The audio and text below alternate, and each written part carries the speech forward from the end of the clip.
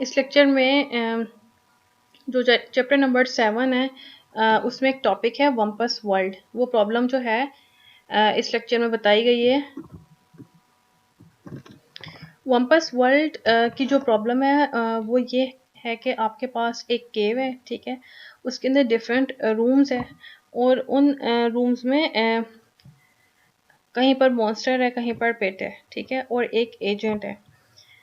अब इसका जो वम्पस वर्ल्ड की प्रॉब्लम ये कहती है कि एक केव्स है, उसमें सेवरल रूम्स है। यहाँ पर ये रूम्स जो हैं उसकी हमने 4x4 की एक मैट्रिक्स क्रिएट कर दी है, ठीक है, और इसके अंदर एक कंडीशन ये है कि एक रूम से दूसरे रूम पर में जाना है एजेंट ने, एजेंट स्टार्ट वाली पोजीशन पर है और फाइंड करना है गोल्ड, ठीक है। और यहाँ पर पिट है, पिट का मतलब ये है कि एक जो है आपके पास खाई है बड़ी सी, जिसके अंदर अगर एजेंट गिर जाएगा तो वो फॉर एवर मतलब हमेशा के लिए उसी में ही रहेगा। तो एक पिट है यहाँ पर और कंडीशन ये है पिट की, जहाँ जहाँ पर पिट है उसके जो नेबर्स हैं वहाँ पर ब्रीज है, ठीक है, ये ब्रीज है। तो एजेंट जो है वो सेंस कर सकेगा ये ब्रीज। तो जैसे ही एजेंट इस बॉक्स में आएगा, लाइक जो 2 वाला बॉक्स है यहाँ पर आएगा, तो वो अगर उसने ब्रीज को सेंस किया तो वो ये प्रिडिक्ट करेगा कि इससे नेक्स्ट जो वाला जो रूम है वहाँ पर पिट है। एक कंडीशन ये है कि किसी रूम में मॉन्स्टर है या वम्पस है। इसको हम जो 3 वाले रो में है वम्पस इसको हम कहेंगे, या वम्पस जो है वो रेफर कर रहा है किसी भी मॉन्स्टर को। तो मॉन्स्टर के जो नेबर्स हैं वो वहाँ पर है स्टेंच, ठीक है, यहाँ पर आप देख सकते हैं ये है स्टेंच। जो इस अगर जो एजेंट है उसने स्टेंच को सेंस किया या फील किया तो वो समझ जाएगा कि इससे जो नेक्स्ट नेबर है वहाँ पर मॉन्स्टर हो सकता है। तो ये कंडीशंस हैं पेट के लिए, ये कंडीशन है मॉन्स्टर के लिए। पेट के जो नेबर्स हैं वहाँ पर ब्रीज है, आप देख सकते हैं यहाँ पर जहाँ पर भी पेट है उसके नेबर्स में ब्रीज है, और जहाँ जहाँ पर मॉन्स्टर है उसके नेबर्स में स्टेंच है, ठीक है। अब एजेंट ने फाइंड करना है गोल्ड जिस रूम में है। तो अगर वो मॉन्स्टर के पास चला जाएगा तो इट मीन्स मॉन्स्टर जो है वो किल कर देगा आपके एजेंट को या उसको हार्म कर सकते। तो एजेंट ने पिट से भी बचना है और एजेंट ने मॉन्स्टर से भी बचना है। और इसकी इंडिकेशन के लिए स्टेंच है और पिट की इंडिकेशन के लिए ब्रीज है। और जहाँ पर गोल्ड है वहाँ पर आप देख सकते हैं एक ग्लिटर है, ये गोल्ड के साथ ग्लिटर है, ठीक है। अगर उसने सेंस किया ग्लिटर तो वो कहेगा कि मुझे गोल्ड मिल गया और वो गोल्ड लेके उसने स्टार्टिंग पोजीशन पर वापस आना है। तो इस केव को हमने 4x4 की मैट्रिक्स में डिवाइड कर लिया और ये सेपरेट रूम्स हैं।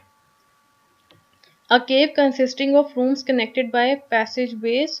परफॉर्मेंस मेजर क्या है, गोल्ड अगर उसे मिलेगा तो हम एजेंट को +1000 असाइन करेंगे, अगर डेथ हो जाएगी तो -1000, -1 पर step, -10 for using the arrow. Environment के squares adjacent to wumpus are smelly. Stench का मतलब होता है स्मेली, ठीक है, स्मेल है उसके अंदर।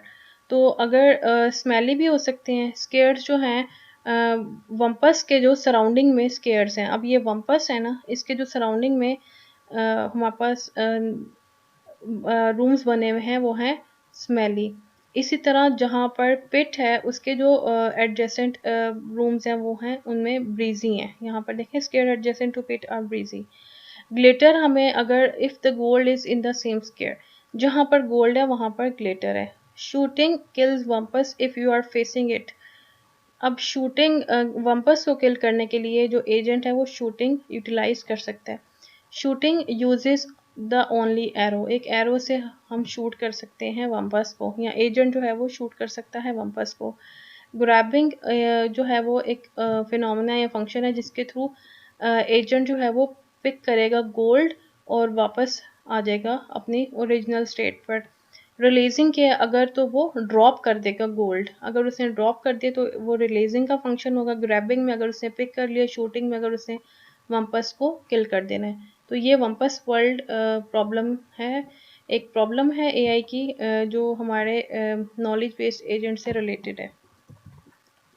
अब इसकी PES डिस्क्रिप्शन है, परफॉर्मेंस है, इन्वायरमेंट है, E stands for environment, A refer कर रहा है एक्चुएटर और S रेफर कर रहा है सेंसर को।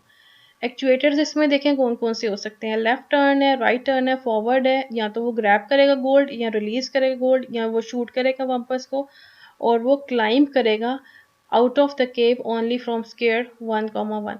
ये है 1,1, ठीक है। अगर यहाँ से वो क्लाइंब, तो इसके टोटल एक्शंस जो वो परफॉर्म कर सकता है वो ये वाले हैं।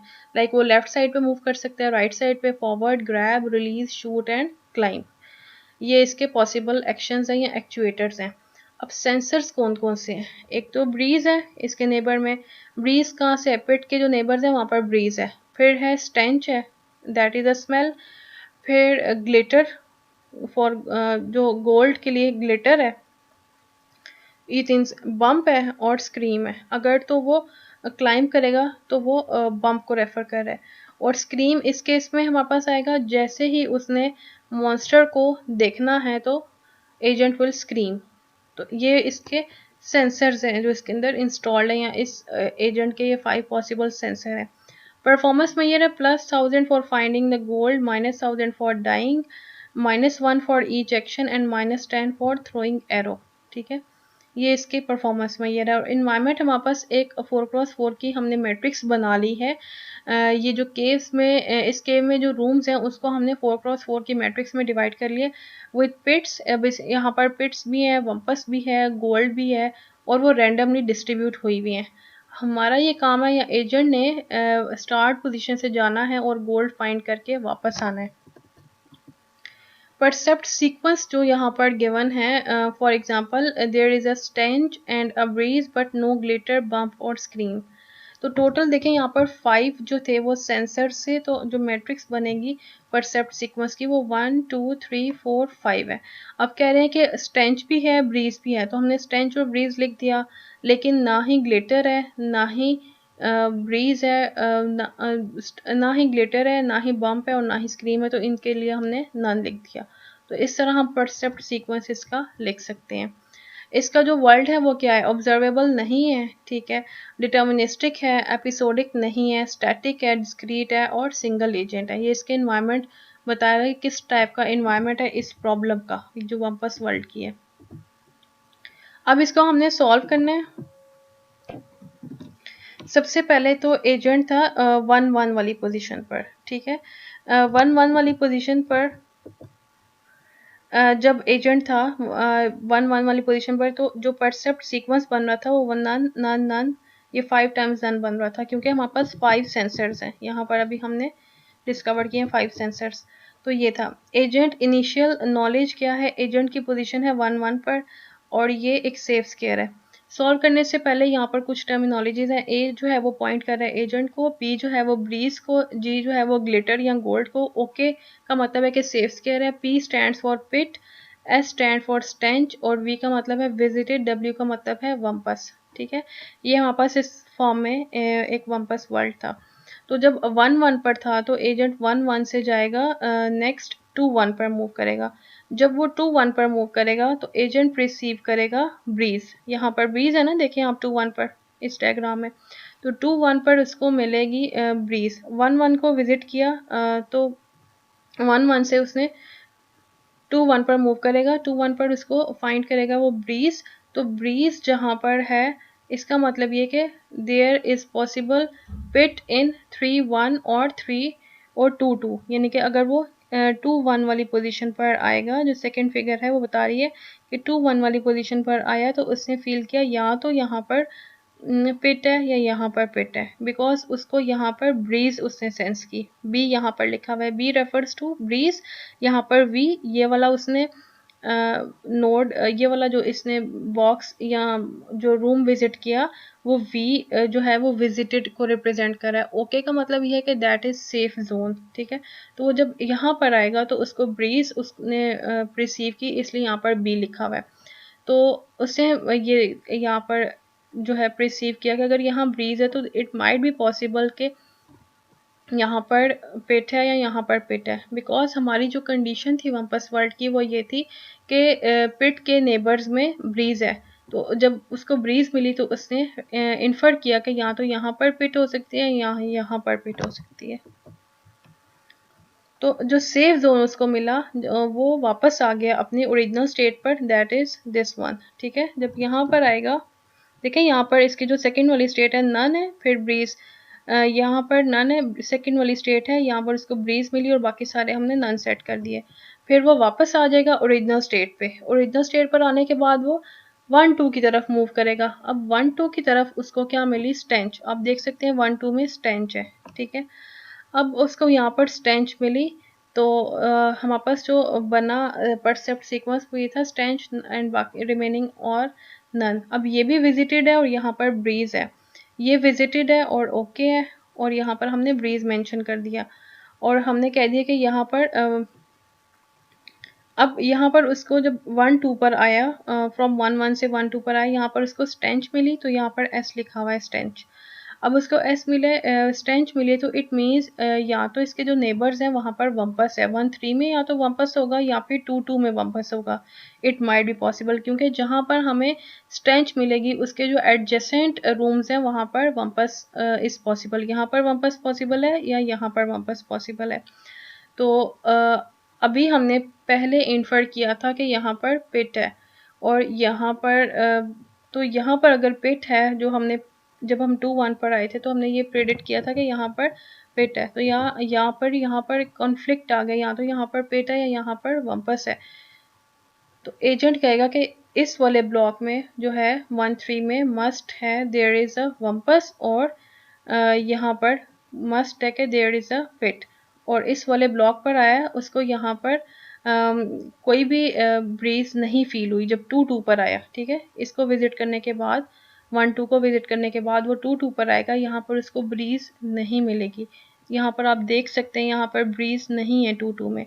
जब ब्रीज नहीं मिलेगी तो वो कहेगा there is no pit here, यहाँ पर वो पिट नहीं है, और यहाँ पर there is no stench there and no wumpus, ना ही यहाँ पर कोई वम्पस है।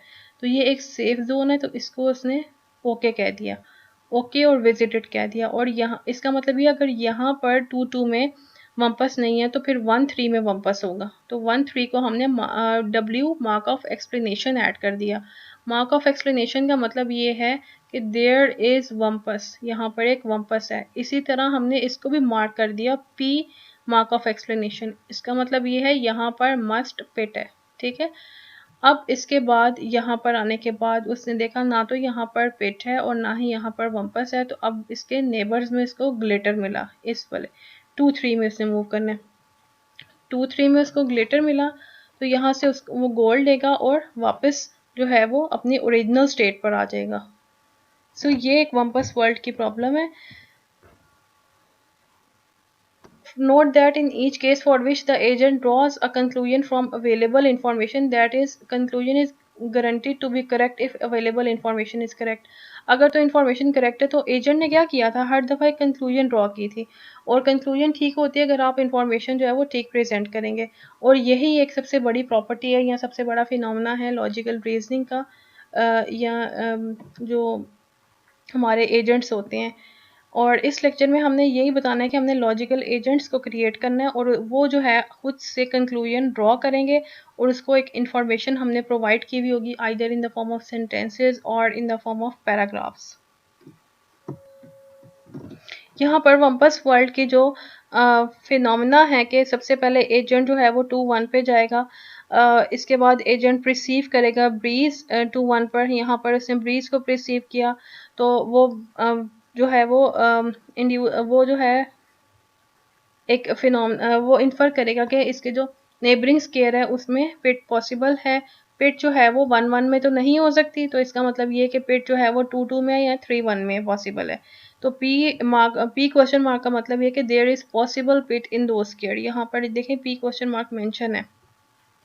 So prudent agent will turn around, वो वापस आ जाएगा ओरिजिनल स्टेट पे क्योंकि वो सेफ है, वो डेंजर जोन में नहीं है। फिर नेक्स्ट टाइम क्या हुआ, एजेंट 1 2 पर आ जाएगा, ये 1 2 है। ठीक है, wumpus can not be in 1 by 1 1, वो 1 1 पर वापस नहीं जाएगा और ना ही वो 2 2 पर जाएगा। और agent would have detected a stench, यहाँ पर उसने स्टेंच को डिटेक्ट किया, लेकिन वम्पस कैन नॉट बी इन 1, अब वो 1 1 पर वापस नहीं जाएगा और ना ही वो 2 2 पर जाएगा। इसके अलावा जो है वो वम्पस इन्फर करेगा कि एजेंट जो है वो इन्फर करेगा देयर इज वम्पर्स इन 1-3, तो 1-3 में वम्पर्स जो है वो पॉसिबल है। तो इसका मतलब ये W मार्क ऑफ एक्सप्लेनेशन का मतलब है there is guarantee that wumpus is there. इस तरह से उसने रीजनिंग जो है वो इंड्यूस किया। तो यहाँ पर जो इसके नोट्स हैं उसमें सारी इंफॉर्मेशन लिखी हुई है, वही सारी जो अभी मैंने आपको एक्सप्लेन की है। किस तरह से एजेंट ने कंक्लूजन ड्रॉ करना है और फाइंड करना है गोल्ड और रिटर्न करना है अपनी ओरिजिनल स्टेट में।